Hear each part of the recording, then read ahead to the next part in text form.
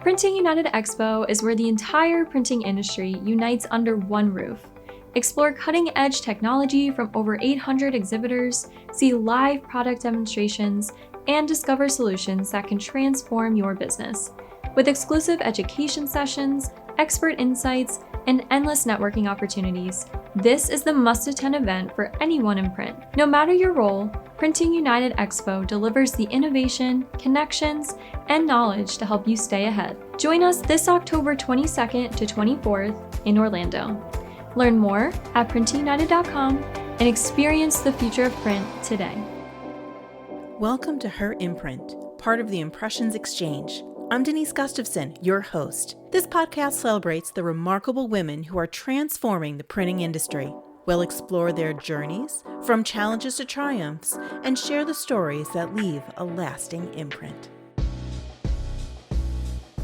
Today, I have with me Lisbeth Lyons Black. She's the Director for Women in Print Alliance. So, Lisbeth, welcome. Hi, Denise. Thank you so much for having me. It's a pleasure to have you and to really chat a little bit about where Women in Print Alliance has come from, where it's going. I'm really eager to dig into all of this today. You do have a pretty fabulous origin story, and I'm always happy to share it because the beginnings of Women in Print Alliance were very volunteer driven and grassroots based. And I think so many wonderful organizations have started that way. And Women in Print Alliance was started by a group of very passionate women leaders in the industry who believed there was a need for women to come together in a more formalized way to support one another, to share experiences, to lift one another up, and really highlight pathways of women who had been very successful in the industry to create that space and excitement for the next generation of women coming into the printing industry. And that led to a partnership with Printing United Alliance. And Printing United Alliance then launched a more formal membership based program of Women in Print Alliance. And we're very lucky that many of those original volunteers who were there at the very beginning now serve on our advisory council, really guiding the program and its direction. So it's really come full circle. It's grown up, I guess you could say. And that's why we're really excited in August to be celebrating such a milestone of having been 1 year offering a formal paid membership program to individual women working in the industry at all levels, up and down the career ladder, and students, women students in the industry, as well as corporations who are looking for ways to help advance women in their own companies. And really, our mission is very straightforward. It's to attract, advance, and advocate for women in the industry. And I like to say it's really two pillars that we're built upon. Our mission is workforce development because we know that it's important to bring new workers into the industry. And the current perception sometimes of the industry is maybe that it's not been as hospitable to women as it could be. And we really want to flip that narrative on its head and show women that they have an opportunity to really succeed in rewarding careers in this industry. So we're all about workforce development. And then our second pillar is really community building. And that's creating those connections and helping women really find one another, particularly if they might be an only in their company, and the only woman in their on their C-suite, the only woman on their production team, or just maybe one of a few, and feel like they want to find more community with other women working in the industry. Really, that's our mission statement. The twin pillars that guide everything that we do in terms of our programming and what we offer. And again, very excited to be celebrating the fact that we've really taken it to the next level to be able to offer formal membership to women students in companies in the printing industry. Yeah, and it's fabulous that we've come that far because I know I've been with some of this from the very beginning. So watching it evolve has been really good to see and really to see the acceptance within the industry as well of companies joining, of especially like the girl dads, realizing that they want a place for their daughters, their nieces to be Mhm. able to really thrive within what traditionally has been something that has been male dominated. Yeah, I love that you mentioned the girl dads because from the very beginning of my time with Women in Print Alliance, I would talk to men at different industry events who would come up to me and say, I love what you're doing. I have a daughter. And it started out with, I have a daughter who is working with me, or I have a niece who we hope to bring into the family business. But it even went deeper than that. I had girl dads who said to me, my daughters are in high school and I don't know what direction they're going to take or what career they're going to have, but I want them to be able to see that women can succeed in business, regardless of what sector it is. Women can succeed professionally and women are there to help one another. And so I've really enjoyed having those girl dad, those girl uncle, those girl grandpa conversations. Because what that is at the end of the day is allyship. And that's such an incredibly important piece of what we do. We talk about it a lot at Women in Print Alliance because when you are a women's organization in a predominantly male industry, it's to your benefit to talk to the men. It's really, as I said, when we're talking about things like workforce development, that's not a gendered issue. That's an industry issue, and it's an industry growth issue, an industry relevance issue. And really, Women in Print Alliance is seeking to be part of that conversation and add what we can to really drive that industry relevance in the future and industry growth. Now, one of the things that has always been top of mind has been making those connections for women to be able to see that there's a path forward. Maybe there's a peer in another company, and similar issues, similar position, similar challenges. And one thing that we've mentioned in passing is talking about mentorship moments. That's kind of where her imprint has also come out from, is really providing those stories in a almost a mentorship format. So why are those kind of stories, those mentorship moments really important for women in the industry? That is a great question. And I know we alluded to this earlier when we mentioned the term onlys. And that really comes from some academic sociology of work that has been produced. There are reports that come out fairly regularly. McKinsey and Company, for example, produces Women in the Workplace, an annual study. And that is something they've looked at very closely. The connections are so important because if women don't see themselves reflected, whether it's around a board table or in a C suite or on a sales team or just in their company in general, they start to imagine that there really isn't a pathway for them. If they don't see that another woman has gone before them and found a successful, rewarding career and professional identity, it can be discouraging for women to think that there's a path for them. And so, one of the things that we're really focused on is making those connections, whether it's mentorship, a woman who's been in the industry for several years, mentoring a woman who has less experience in the industry, or whether it's lateral connections. You mentioned women maybe having the same position, but in different locations of the country. I had a really wonderful moment at a Printing United Expo where a woman came to our booth and she worked in municipal government, state government, actually, in plant printing in California. And I was talking to her, and she didn't really know many people at that area.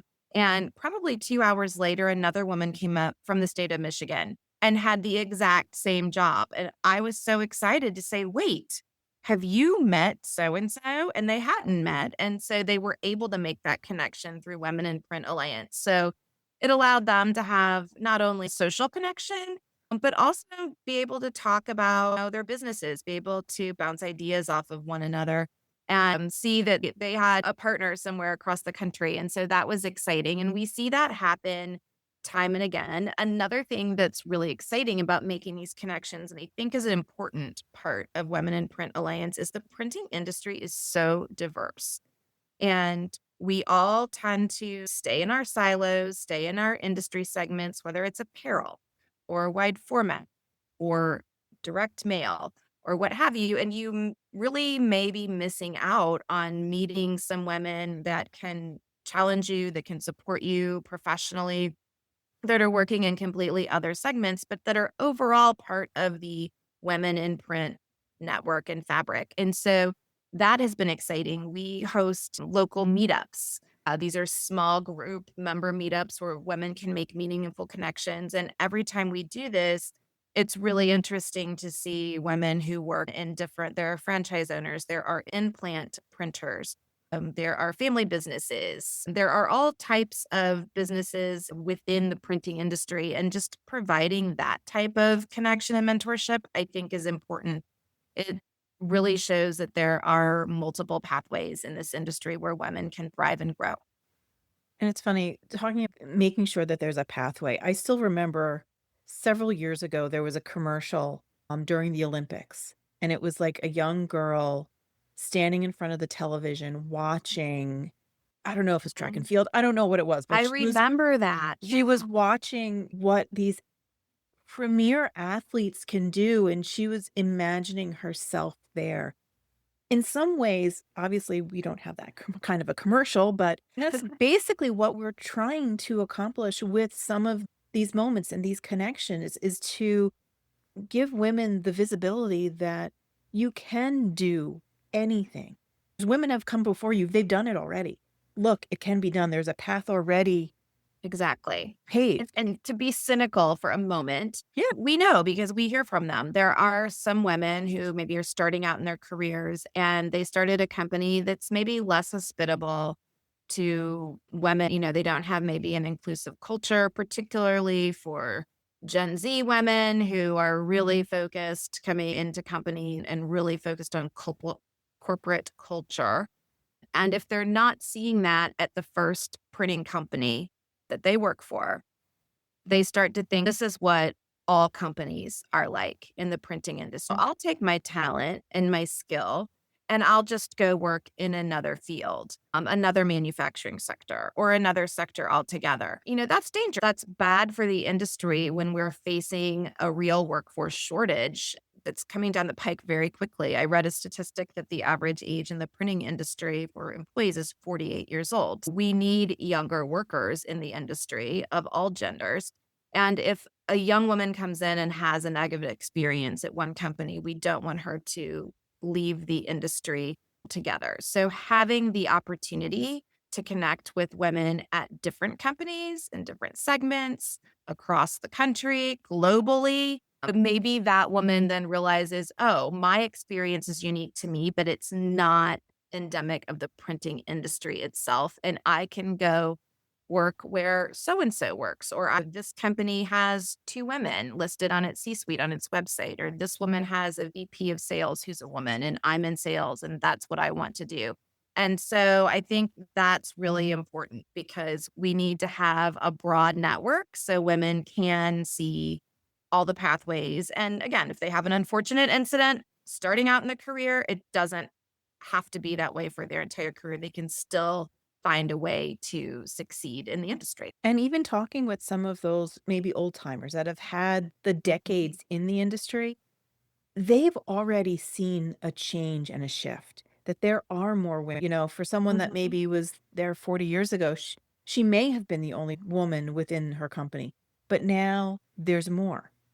It's Right. interesting just to see Yeah.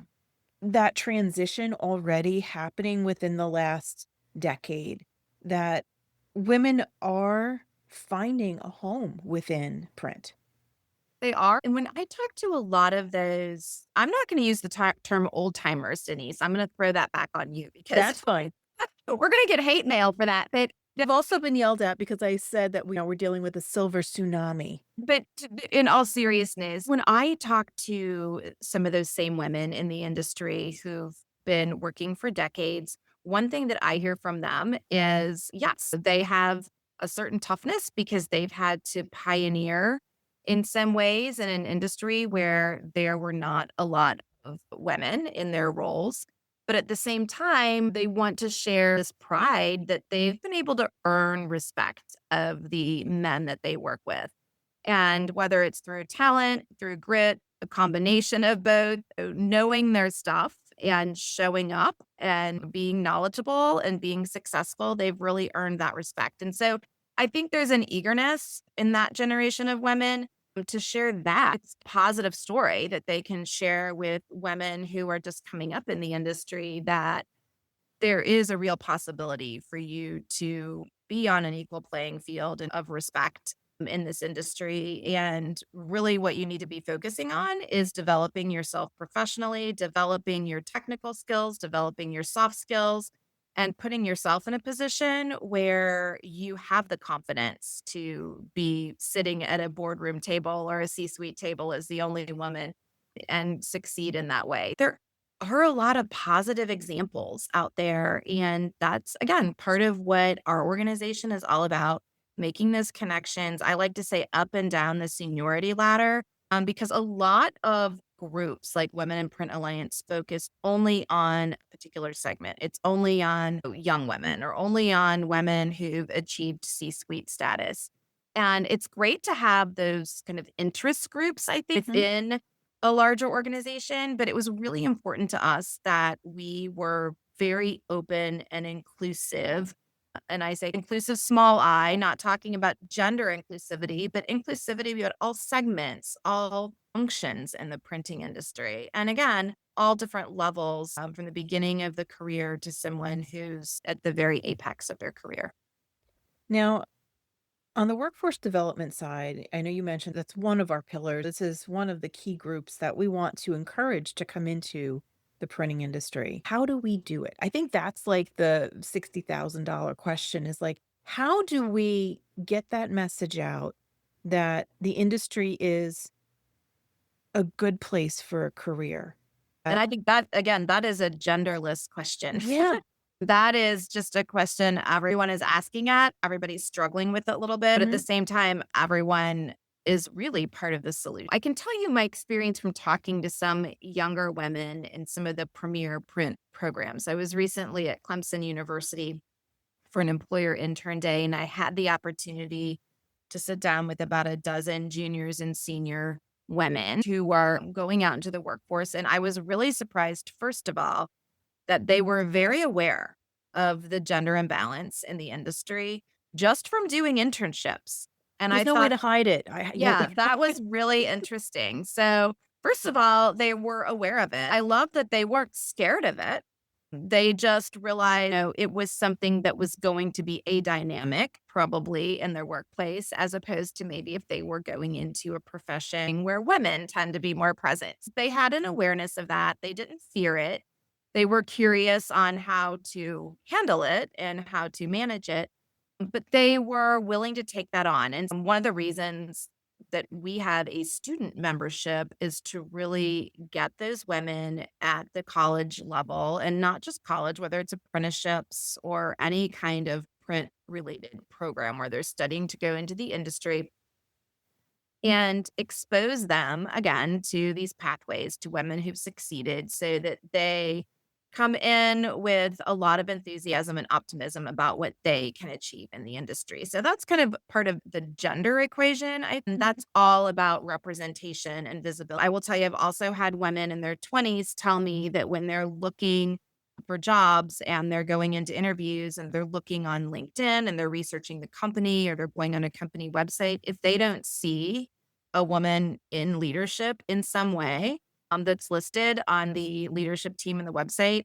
they're more likely to go interview at a company where they have seen representation. So representation matters. I think that's important as we are looking at next gen talent and developing that workforce pipe. And it's not saying that companies should have a token female for that. That's what I see it. Checking the Yeah. box. Do they It's just have a token? yeah, it's not that, but I think that you can't deny the fact that representation matters. And if you're a 22-year-old woman and you're looking at, three different companies and they all want to hire you, culture is a deciding factor a lot of times, particularly, and the research shows this, with Gen Z. But I also think that the industry has an opportunity to really lean into maybe some of the glitzier segments and look at what are students interested in? What are younger people interested in? And I hate to say it because I'm old, I'm a Gen Xer, but like TikTok, right? What are they doing on TikTok? They're talking about unboxing and product packaging. And that's a big area of what we do, right? So in leaning into some of those things, leaning into some of the interests, whether it's sports or gaming, and connecting how you can work on projects in the printing industry that connect to your hobbies or your interest. So I think all of those things, it's thinking about next gen talent recruitment in a different way. And it's not so much about what the company's needs are, but also looking at what motivates and drives the next generation. And again, if I had a company right now, I would probably have an HR person be like looking at TikTok and all of these social media channels to see what are the buzzwords. Oh, sustainability is such an important value for Gen Z, and the printing industry has a good sustainability story to tell. And particular companies can really lean into sustainability methods that they use, awards that they've won, all of those kinds of things. I think it's really an all of the above strategy, and looking at really what comes down to values and interest and what's driving that next gen pipeline where they want to work. I'll just give you this quick example. I spoke with someone whose daughter had gone into aeronautical engineering and was working for a defense company, and quickly realized that maybe the defense industry and the output didn't really jive with her values and Mhm. passion for kind of peace. And so she decided to go into a different form of engineering, and she's now studying renewable energy. It aligned more with her value and her pathway. When I heard that, this isn't just talk, or these aren't just news articles we're reading about Gen Z. These students in the next gen pipeline are really living their values. And we as an industry have to figure out how that matches up. We can't change our industry. We shouldn't change our industry and what we're all about, but we can take a different approach maybe and match some of that with the great stories our industry and our companies have to tell. And from a women in print perspective, that goes to inclusivity and representation and all of the things that we've talked about. It all comes together. And again, I'm very pro print. I'm very positive on the stories we have to tell. It's just a matter of telling them in an attractive way. In a way that's really going to resonate with Mhm. some of those younger folks. Because honestly, talking about the sustainability side of things, the next generations, they have money to spend and they are spending it with companies that match their values. So if they're worried about climate change, if they're worried about sustainability, they're looking for products from companies that match that and they're putting their money behind it. It's not a leap to say that they're going to look for that within their life as well. That's not a big leap. So, Well, how can we have that conversation in a way that resonates, in a way that's not stretching the truth, obviously, as well? And I also just saw Vicky Stroll, who's one of our Women in Print Alliance members, and she is an adjunct professor of packaging design at Tulane University. She recently wrote an article that spoke to another, I guess, that a lot of people aren't thinking about, that Gen Z, they're so used to doing everything on a screen, typing everything and everything being digital, that when she has students that come in that take her packaging class and it's the first time they've ever actually touched packaging design, and it goes from being just something on a screen to something that they can put their hands on and they can actually have a tangible example of something they've produced or a project they've been part of. Vicky says that the students, like, their minds are blown. They realize what they can produce and what they can do. And I think that's something too that's interesting. How are we talking about the digital world with print and keeping print relevant and making it exciting, all of those things. But part of it is print is it's old to us, but it's new to some of these students. The Definitely. And actual printed word. it's interesting, like, you can actually see the same type of statistics if you look at the direct mail industry. Direct mail worked really well with boomers. No surprise there. It works really well. For the Gen Xers like us, we're in between about it. We deal with Mhm. it. But once you go into the younger generations, because they are so screen-based, Yes. all of the new techniques, the foils, the soft touch, the glosses, the varnishes, the raised print on direct mail is getting the same, if not more, than the boomers in Yeah. terms of like ROIs when you're looking at direct mail. They are interested in it because it is so novel and different. Yes, yes. And I think hopefully that's a good thing for our industry and have a resurgence of interest in that. And whether this is good or bad, I did just read in the Wall Street Journal that there's a paper company in Pennsylvania that's having a big resurgence right now because they are the main producers of blue books. And not only are college professors going back to the blue book handwritten test, high school teachers are even starting to do that as a way to combat cheating with AI. Yeah. So it's really interesting. I mean, as you said, whether they're college students, even high school students, they're all starting to have kind of this renewed experience with print. And hopefully that's something that we can capitalize on in industry to drive the next gen pipeline. But again, I'm always going back to the song sheet on women in the industry and how important it is for women with their first job in the industry to have that positive experience, to find an ally, to see that their male boss is going to champion them just as he is with their coworkers who are male. And that is just really key in driving the whole next pipeline of workforce. Now, for the leaders, as we said, a lot of those leaders right now in the industry are men. How can they play a more meaningful role in really supporting women through their careers, whether they're entering, whether they're mid management, to get them into some of those C suite positions?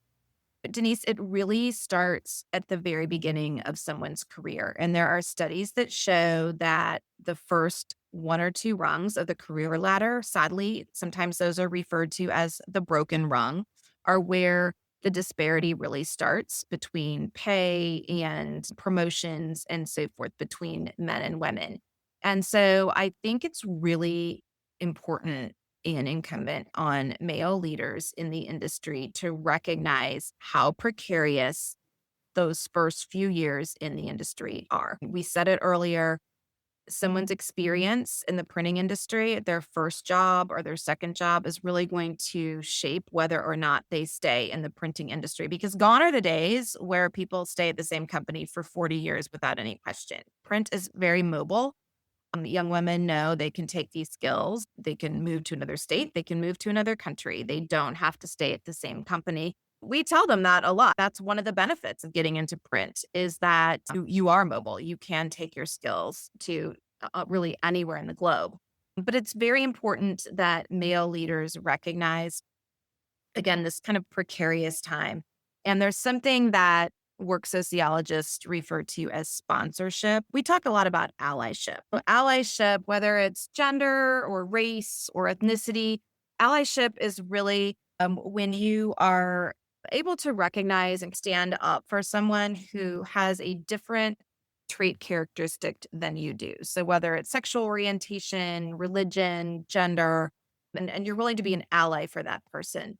Sponsorship is a bit different. And sponsorship is when someone at a higher level in their career is willing to kind of step in and give a good word or give a leg up to someone who is at a lower position in their career.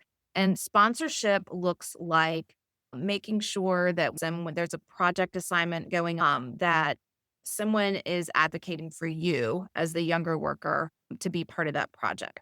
So when there are promotions going on, that someone is able to put your name into that mix. Its sponsorship is in large part networking. But what tends to happen for women, and particularly younger women, if there are male leaders in that position, male leaders tend to maybe go play golf with the younger guys or invite them along to a conference where golf might be a big part of it. And maybe the woman's not a golfer. And so that starts to create a little bit of collegiality where there's a bit of exclusion. And golf's a little bit of I'll admit that's a trite example because there are a lot of women who play golf and are very good at it. But it is one example of we tend as humans to gravitate toward someone who might have the same interest as us. Women do the same thing. It'd be like women talking about maybe fashion or something, and bonding over that. And it's really about that bonding. And then just subconsciously, when those sponsorship opportunities come up, you're kind of advocating for the younger worker that you bonded with in these sort of outside of work ways.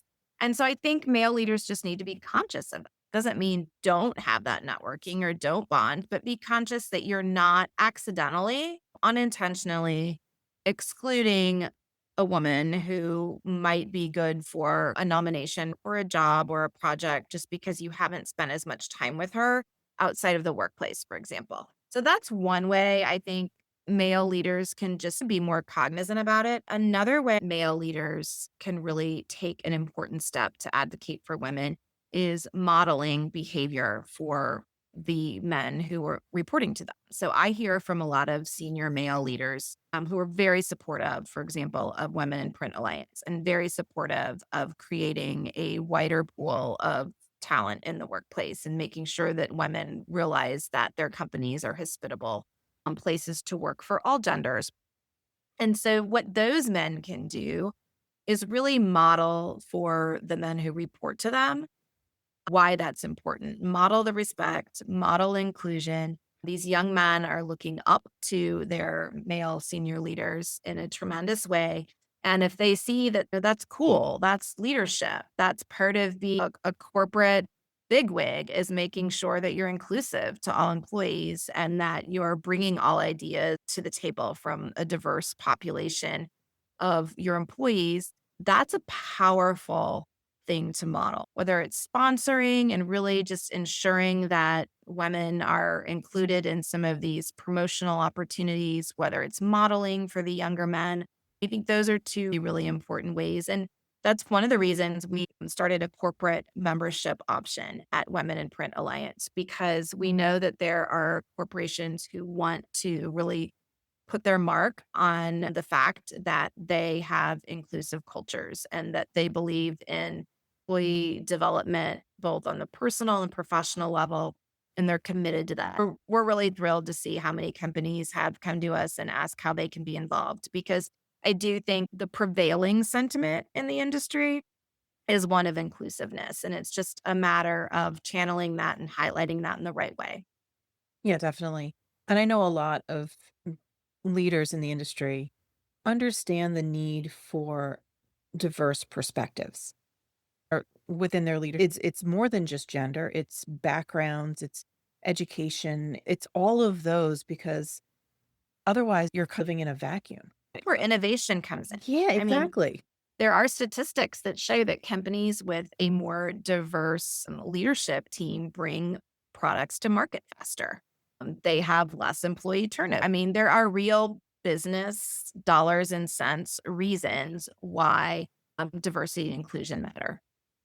So now as we're starting to look ahead, obviously we have membership under our belt now.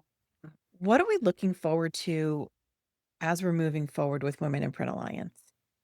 It's really just all about growth. And I'm really excited. Every week, new women are signing up as members of Women in Print Alliance. We also have, as we're talking now in August, so we have the big industry confab coming up. That is Printing United Expo happening this year in Orlando, Florida in October. And that has really become Women in Print Alliance's big in person opportunity to network. And so we will have a very large presence there from networking opportunities, professional development, luncheon, we have educational sessions, meetups.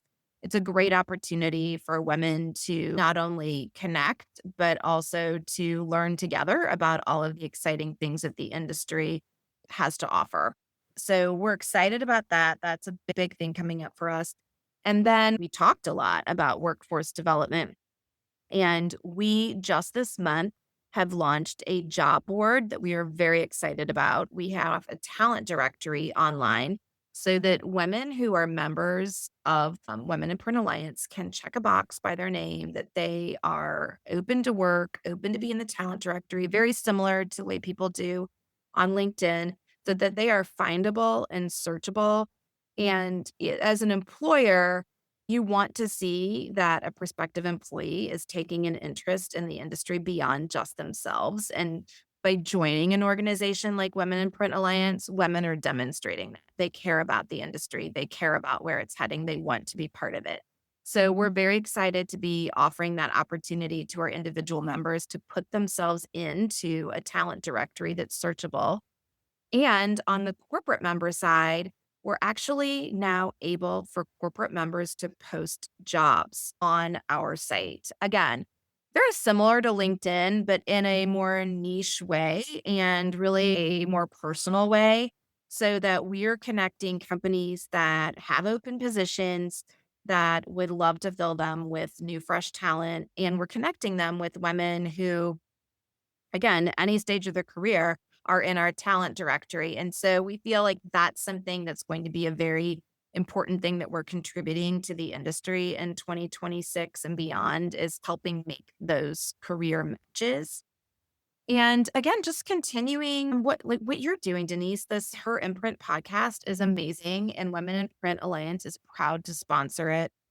Every other week, you're introducing women leaders and sharing their stories. And we share that in our newsletter. We share that in our LinkedIn channel, and really try to raise all of that visibility as much as possible. We're just going to keep doing what we're doing. And as I mentioned, we have an advisory council that's amazing, that is really our ears to the ground on what's happening in the industry and what the industry needs. For example, we have a meetup at Printing United Expo that's focused on AI.